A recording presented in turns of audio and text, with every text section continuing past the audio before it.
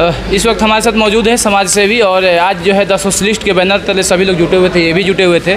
तो जानते हैं क्या लक्ष्य है द सोशलिस्ट का और क्या करना चाहते हैं लोग बिहार में पूरे। स्वागत है भैया। देखिए, सोशलिस्टों की बड़ी ही सुनहरी विरासत रही है हमारी भारत की भूमि पर।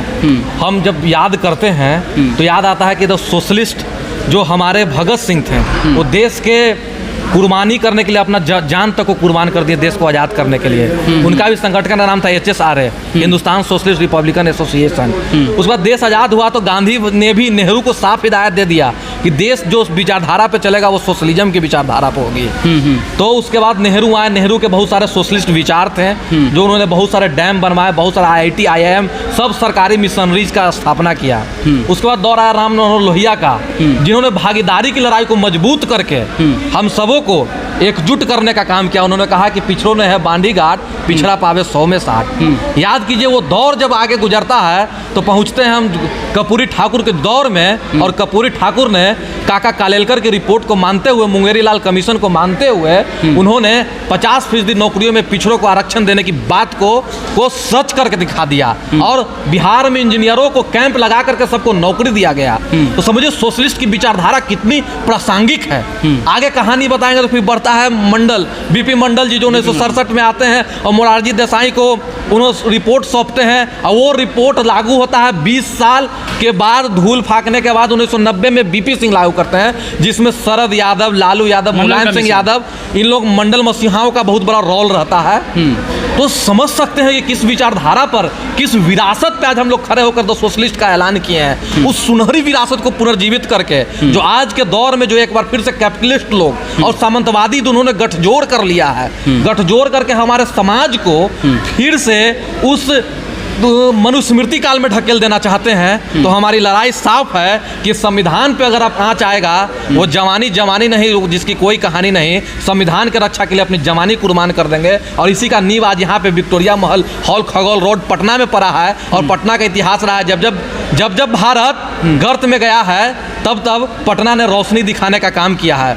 देखिए हमारा संविधान क्या कहता है, बी द पीपल, प्रियम्बल जो उसका है, कितना सुनहरा प्रियम्बल है। प्रियम्बल कहता है कि we the people and we want to make India को, वो क्या बनाना चाहता है, सेकुलर सोशलिस्ट रिपब्लिक डेमोक्रेटिक देश बनाना चाहता है। तो उसमें भी सोशलिस्ट है हमारे प्रियम्बल में भी। तो हम देश को सोशलिस्ट सेकुलर रिपब्लिक डेमोक्रेटिक, आज चारों शब्द खतरे में है महाराज। ऐसा सरकार चला रहे हैं जो संविधान पे खतरा मर रहा है, ऐसा सरकार चलने देंगे। आज देश का 80% जनता जल जंगल जमीन के लिए तबाह हो चुका है। आज 80% जनता भूमिहीन है। आज 80% जनता के पास रहने के लिए घर नहीं है, खाने के लिए अन्न नहीं है, पीने के लिए पानी नहीं है। आज 80% जनताओं का हक, अधिकार, हकूक नहीं है। आप यहाँ बात कर रहे हैं किस प्रकार से आप आज पूरे देश के संसाधनों को लूटा जा रहा है और एक हाथ में अडानी अंबानी नाम का सरपरस्ती में सरकार चल रही है। मतलब कॉरपोरेट लोग सरकार को चमचा के भांति चला रहा है। क्या सरकार होने का मतलब यही होता है? याद कीजिए नरेंद्र मोदी जी DPSP का कहता है संविधान का, जिसको directive principle of state policy कहते हैं, जो कि DPSP जो कि directive principle of state policy, नीति निर्देशक तत्व जो साफ साफ गवाही दे रहे हैं, सरकार को कर रहे हैं कि सरकार बनने का मतलब होता है अपने जनता के लिए अधिकार को सुनिश्चित कर लेना। नरेंद्र मोदी कौन सा अधिकार को सुनिश्चित? तो आपके नजर में मतलब संविधान खतरे में है पूरी तरीके से। जहां संविधान आप देखिए ना, ऑक्सफैम का रिपोर्ट पेश हुआ है महाराज, 70% देश का खजाना 2% आदमी के पास है, अडानी और अंबानी के पास, और वही 30% से 99% लोग मारामारी कर रहा है। तो ये देश का काम नहीं। सोशलिज्म का मतलब क्या होता है? अमीरी गरीबी के बीच में खाई को बांटना। आज 80% जमींदारों के पास जमीन कैद है। देश का मतलब क्या होता है? आज लोग अपने ही घरों में रिफ्यूजी बने फिर रहे हैं। अपने ही गांव में इतने ना सिलेंडर और महंगाई हो गया है कि रहना मुश्किल हो गया है। यानी हर चीज़ के लिए प्राइस पे कीजिए, हर चीज़ के लिए। वो ग्रामीण अर्थव्यवस्था समाजवाद को तबाह करने का कोशिश कर रहा है। लेकिन मोदी जी, हमने भी कमर कस ली है, अंगुली से मुट्ठी हमने बना लिया है कि किस प्रकार से हमारे देश को नया आयाम देना है, नया सूरज दिखाना है और नया क्रांति का सवेरा लाना है। क्योंकि मुट्ठी जब आसमान में लहराता है तो क्रांति आता है, और उसी क्रांति को हम लोग समाजवाद कहते हैं। आज यही से समाजवाद की परिभाषित किया गया है कि अगर समाजवाद का मतलब होता है कि अगर पड़ोसी के चूल्हा पर हरियाँ नहीं चल रहा है तो हमको भी अन्न का एक दाना खाने का हक नहीं है। ये समाजवाद है। और इसी की सुनहरी विरासत पर हम लोग आज यहाँ से आवाज़ लगा रहे हैं, और निसंदेह दिल से निकली हुई आवाज़ दिलों तक पहुँचती है। और यही कारवां आगे आने वाली तमाम नस्लों को परिभाषित करेगी और तमाम नस्लों को प्रेरित करेगी कि किस प्रकार से नौजवानों ने,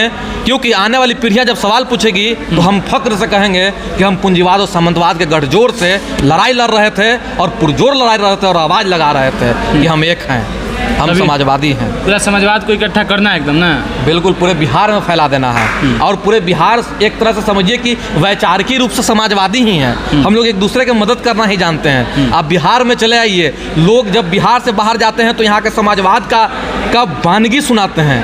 आज वही समाजवाद की वानगी बस समूचे देश में फैला देना है, लहरा देना है। क्योंकि हम हमेशा से जल जंगल जमीन, जगदेव बाबू का कहते हैं 100 में 90 शोषित है, 90 भाग हमारा है, धन धरती राजपाट में 90 भाग हमारा है। यकीन मानिएगा वो शहीद हो गए थे ये बात कहते हुए। उन्हें जानबूझकर पुलिसों के द्वारा मार दिया गया था गोली, जब वो कुर्था प्रखंड में जानने वाले थे प्रदर्शन करने, लेकिन फिर भी उनको इनपुट मिल गया था, फिर भी वो गए। लेकिन कहते हैं ना कि जब एक आदमी मरता है विचार कभी मरता नहीं। आज सैकड़ों जगदेव बाबू के पद पर चलने के लिए लोग तैयार हैं। आज सैकड़ों लोग उनकी विरासत, कपूरी ठाकुर के विरासत पर चलने के लिए तैयार हैं। तो आज यहाँ पे हमारा नींव रखा गया है, वो सुनहरी विरासत पे हम लोग ने खड़ा किया है और इसी को आगे बढ़ाना है, इसी कारवा को आगे बढ़ाना है। बहुत बहुत धन्यवाद जुड़ने के लिए। चलिए बहुत बहुत आपका धन्यवाद।